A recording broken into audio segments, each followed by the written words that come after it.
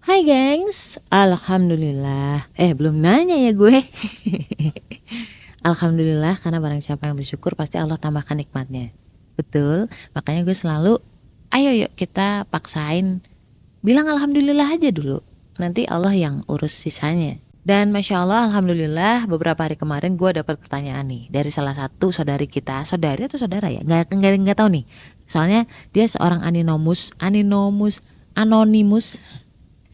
yang pengen bertanya ya. Sebelumnya gue ucapin terima kasih banyak lu udah ngasih pertanyaan ke gue karena memberikan inspirasi topik pada hari ini. Si anonim nanya nih, Kak Ria, menurut kakak wajar gak sih kalau kita merasa marah karena menjadi palu gada di kantor? Wajar dong, emangnya kita batu ya kan, gak punya perasaan. Capek aja sih kak, semuanya harus saya yang melakukan. Padahal karyawan lain banyak yang nganggur. Giliran ada salah sedikit,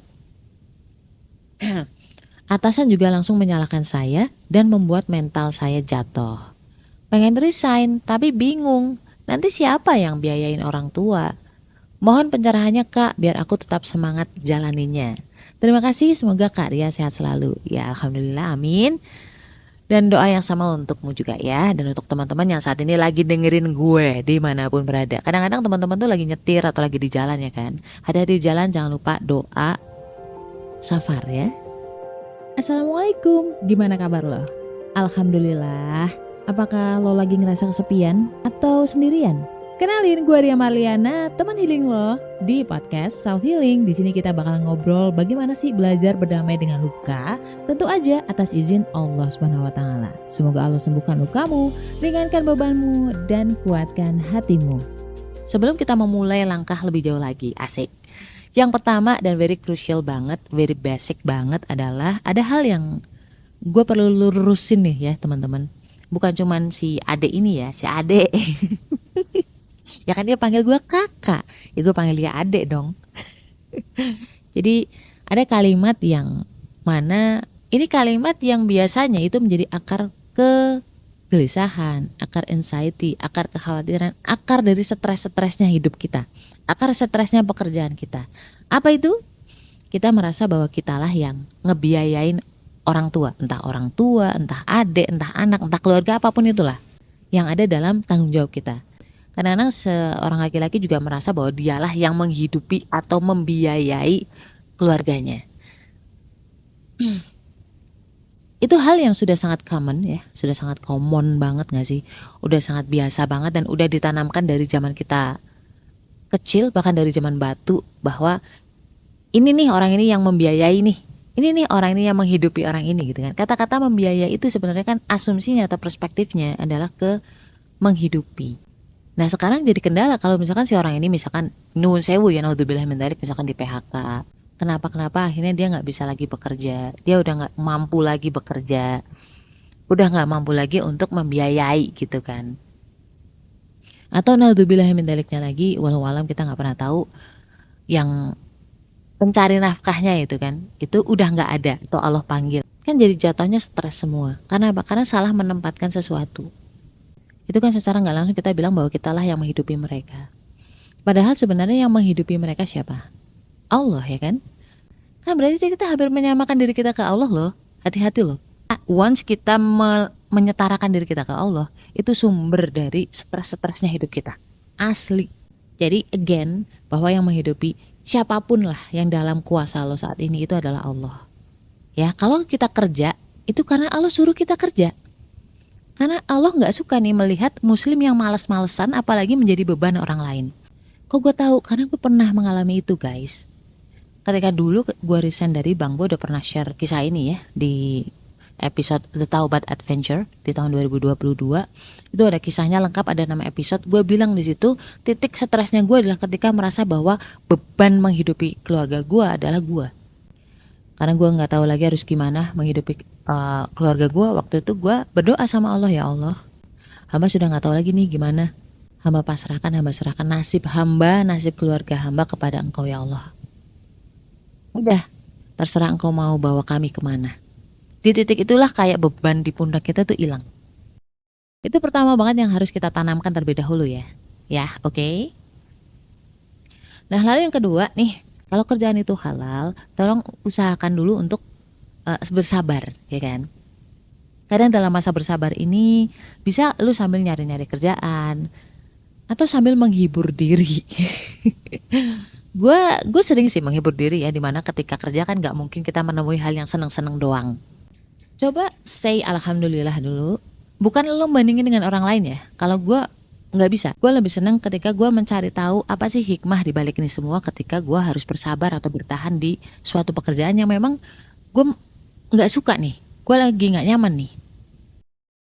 Kondisi kayak gini, apa sih yang bisa diambil hikmahnya dari si anonim ini? Kamu bayangin, kamu tuh kerja sebagai seorang petani. Secara job desk kamu tuh hanya disuruh untuk menyirami tanaman saja.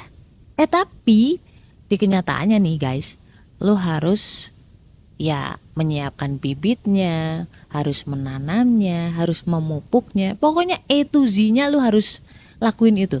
Lo jadi punya skill A to Z. Dulu gue ngalamin hal yang lo alamin. Secara job desk itu gue hanya jualan aja sebagai seorang sales engineer kan.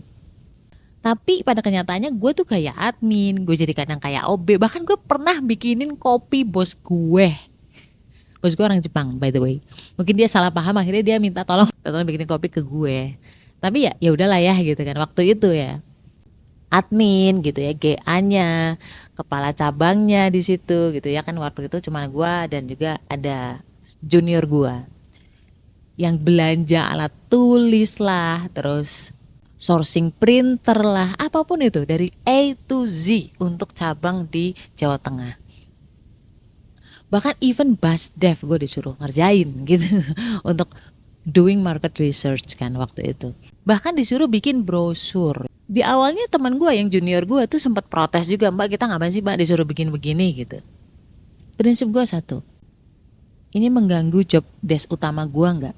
Ketika ini tidak mengganggu, baru aku lakukan. Jadi prioritasin dulu nih, job desk kita tuh yang mana dulu. Kalau misalkan masih ada waktu dan itu masih di jam kerja, gue mau lakuin itu. Dan kamu harus tegas sampein bahwa ketika lu nggak bisa ya nggak bisa, karena masih ada pekerjaan ini nih belum selesai, nanti kalau misalkan keteteran gimana gitu kan. Dan memang pekerjaan-pekerjaan yang dulu dikasih ke gue yang di luar job desk itu alhamdulillahnya memang untuk kebaikan company kita gitu. Mikirnya gue adalah kalau bukan gue saat ini ya siapa lagi kan gitu. Cuma kan gue nggak tahu nih case lo ya. Lu harus tahu lah mana yang memang ini job desk lo, mana yang bukan job desk lo, dan lu harus tegas mau nggak mau. Ketegasan ini bukan hanya soal lu bisa atau nggak bisa, tapi ini tanggung jawab siapa, bener nggak? Betul tidak? Ya kan? Makanya ketika lu ngerjain ya jangan salah, ketika ada kesalahan ya lu yang dikejar gitu loh. Jangan sampai ketika lu nolongin orang lu juga harus disuruh tanggung jawab, jangan mau. ya itu tergantung bagaimana cara lu mengkomunikasikannya lah. Kalau gue sih kadang-kadang beralasannya ya bahwa tapi pak ini kan nanti yang tanggung jawab si ini gitu kan. Saran gue lu harus bisa prioritasin. Yang pertama adalah job desk utama lo. Lalu yang kedua, lu masih ada waktu nggak gitu kan? Di jam kerja ya, di jam kerja lu masih ada waktu nggak bantuin orang? Kalau memang benar-benar nggak bisa, nggak ada waktu, jangan mau. Terutama masalah tanggung jawab. Ketika ini nanti kalau misalkan ada apa-apa, nanti saya pak yang disalahin gitu kan? Oh pak, saya nggak bisa ngelakuin ini. Kadang-kadang bahkan ada temen gue tuh yang bilang bahwa jangan terlalu menampakkan bahwa lo bisa. Atau ketika lo disuruh gantiin, balikin lagi ke orang yang nyuruh lo, kayak misalkan ayo pak saya bantu bareng-bareng yuk ngerjainnya gitu kan, nanti ya jam segini. Itu pinter-pinter kita ini aja sih, ngeles aja sih, lama-lama lu juga ahli kok. Saat ini lu pasti perasaannya lagi nggak nyaman banget kan. Nah itu sebenarnya pertanda atau sinyal dimana Allah tuh kangen sama lu, lagi diundang sama Allah di jamuan makan malam. Maksudnya jamuan di sepertiga malam terakhir, dimana Allah tuh turun ke langit dunia. Allah pengen lu ngeluh ke Allah. Allah pengen lu tuh cerita ke Allah. Dan gak ada salahnya juga kan ketika lu masih bertahan, lu sambil cari-cari kerjaan yang lain kan. Kan dimana nanti insya Allah nih Allah akan gantikan kebaikan-kebaikan kamu ngerjain pekerjaan orang lain, itu pasti diganti sama Allah kok. Biasanya ketika orang-orang seperti ini nih, orang yang ibarat kata palu gada, floater lah istilahnya tuh, di perusahaan lain dia lebih bagus. Pokoknya nanti akan ketemu perusahaan yang bisa mengapresiasi kegigihan lo. Lo akan dipertemukan dengan situasi atau lingkungan yang bisa menghargai kamu. Percaya deh. Dulu gue juga nggak percaya sampai ada teman gue bilang ke gue, Mbak belum ketemu aja kali Mbak. Gitu kan. Gue juga pernah ngeluh hal yang sama lu sampai hampir putus asa di mana kayaknya nggak ada deh perusahaan yang bisa menghargai karyawannya seperti manusia. Gitu. Gue sampai pernah ngomong kayak gitu. Kita harus positif, harus optimis bahwa ada. Insya Allah pasti ada. Karena apa? Karena kita berdoa sama Allah. Dan Allah nggak akan menolak doa lo kalau tidak mengandung kezaliman atau dosa dan tidak mengandung pemutusan silaturahim. Pasti dikabulin, pasti dikabulin. Allah sesuai dengan prasangka hambanya. Lu jangan putus asa. Nah yang terakhir, ini agak berat dilakuin tapi insya Allah nampol banget. Solusi dari gue, solusi. Solusinya apa? Lu puasa deh. Beneran, ketika otak, hati itu effort banget untuk bisa berpositive thinking. Ya, ketika lu puasa insya Allah tuh jauh lebih mudah. Jauh lebih mudah, nggak perlu overthinking, nggak perlu effort banget untuk tetap positive vibe. Asli, coba deh. Tapi gue percaya sih lu udah puasa kali ya. Coba puasa deh.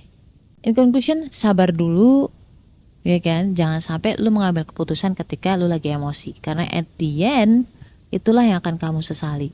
Ya, ingat At-Tolak ayat 2-3, di mana ia yang bertakwa akan diberikan jalan keluar yang tidak disangka-sangka oleh Allah. Oke? So lu gak perlu menyangka-nyangka.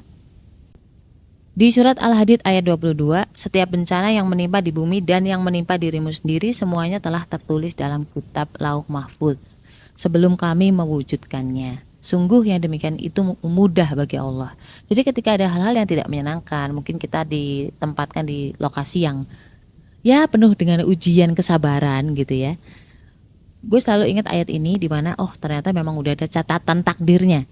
Dan di setiap catatan takdir itu pasti ada hikmahnya. Pasti ada pelajarannya, pasti ada ganjaran dari kesabaran kita. Ya kan? Pahala kesabaran itu kan luas banget. Bahkan sampai Allah sendiri yang memberikannya.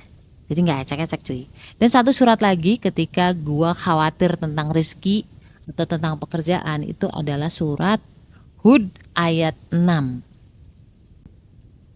Dan tidak satupun makhluk bergerak atau bernyawa di bumi melainkan semuanya dijamin Allah rizkinya.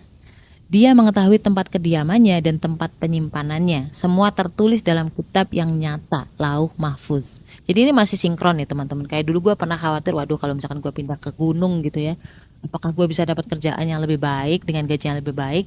Tapi gue selalu optimis, bisa. Allah bisa.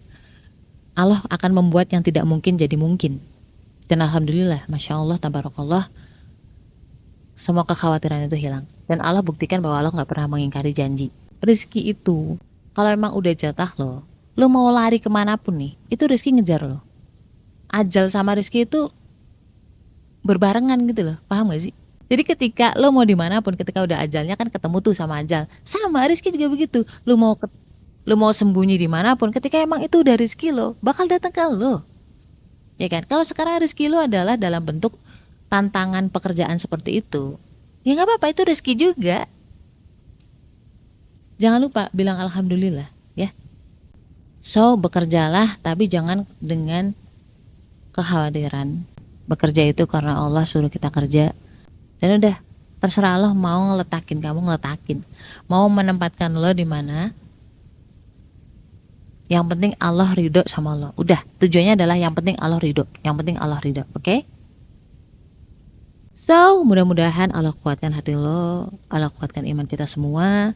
La haula wala quwata illa billah. Stay love and assalamualaikum warahmatullahi wabarakatuh.